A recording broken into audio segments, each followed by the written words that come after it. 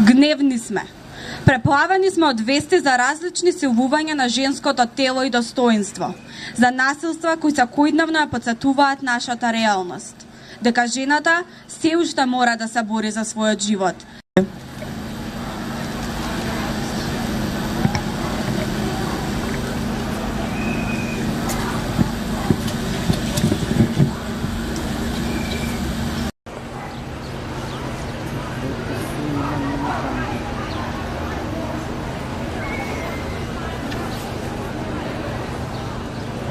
Маршираме за сите жени кои секојдневно се борат за опстанок.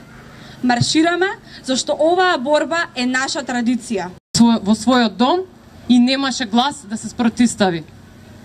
Две деца во плач и во грч се прегрнаа во тој миг и јас си реков дека се ќе биде во ред. Ја утешив и дадов трошка надеж дека на овој свет правдата постои.